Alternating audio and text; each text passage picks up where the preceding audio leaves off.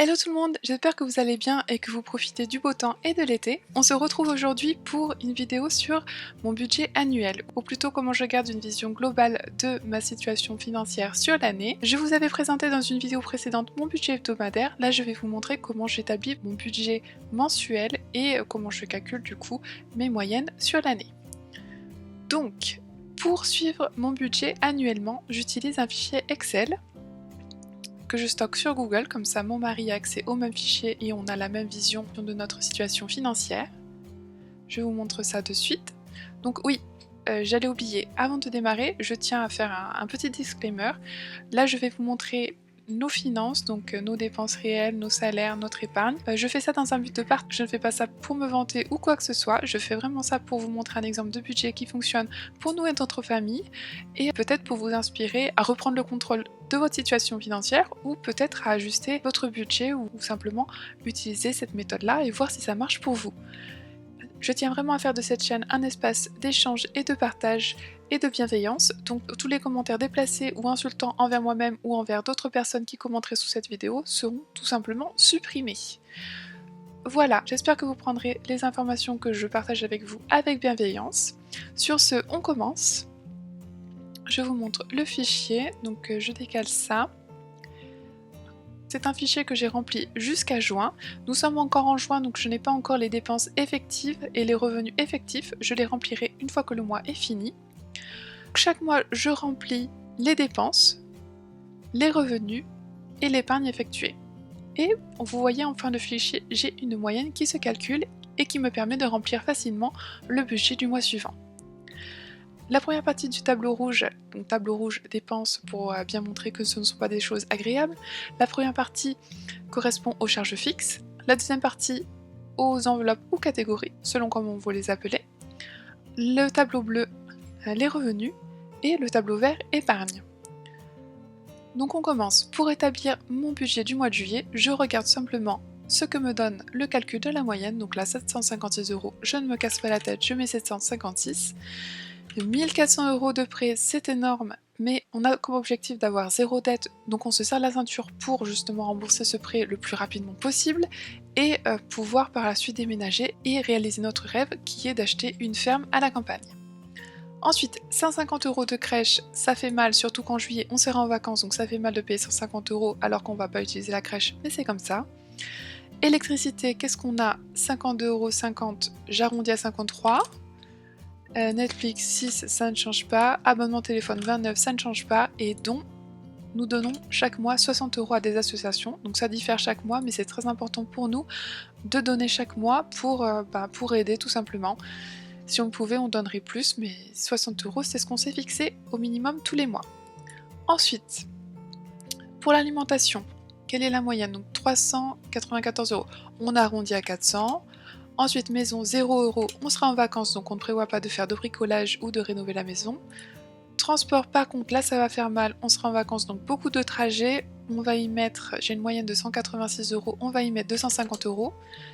Santé, 72 €, on arrondit à 70. Enfants, 56 €, on ne va pas mettre autant, on sera en vacances, on a déjà une épargne vacances pour couvrir tout ça. Donc on va y mettre, laissez-moi réfléchir, non on va y mettre 0 €. Chien, on va mettre 0 €, 50 € pour les plaisirs. On aura encore une fois l'épargne vacances qui va couvrir pas mal de nos plaisirs, donc souvenirs, sorties resto, etc. Mais bon, là on va mettre 50 € au cas où. Donc divers, ma catégorie divers, c'est une catégorie que j'utilise pour les frais de port quand je vends des objets. Tout ce qui est voilà, frais de port ou frais annexes, frais d'emballage, etc. Je mets ça sous divers. Ensuite, voyage, on va mettre 0 €, on verra bien après ce qu'il nous reste, et perso 0 €. Une fois qu'on a fait ça, je liste toutes mes charges fixes, toutes mes dépenses, mes revenus estimés, je repasserai dessus une fois que je saurai vraiment les revenus que l'on va toucher, je vois qu'il me reste 176 €. Donc ces 176 €, je vais les répartir sur l'épargne.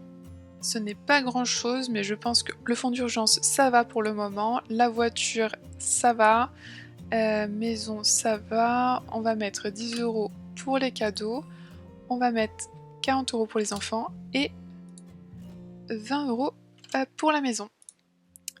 Voilà. Et qu'est-ce qu'il nous reste là? Il nous reste 106 €. Donc 106 €, je pense qu'on va se mettre un petit 60 € pour les voyages.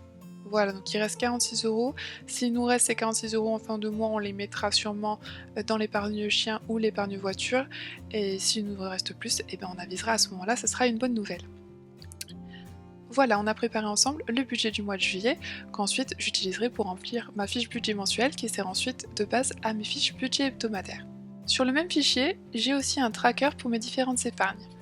Donc là, vous voyez, j'ai un fonds d'urgence. Nous avons comme objectif d'avoir de côté au moins 3 mois de dépenses. Un objectif pour nous qui s'élève à 10 000 € vu nos dépenses. Pour l'instant, on en est à 7 374 €, donc il nous reste 2 600 € avant d'atteindre cet objectif. Alors bien sûr, le rêve serait d'atteindre 6 mois d'épargne. Pour l'instant, on se fixe 3 mois. Ensuite, voiture, on a comme objectif d'avoir 5 000 € de côté, donc c'est si la voiture tombe en panne et que l'on doit acheter une nouvelle voiture.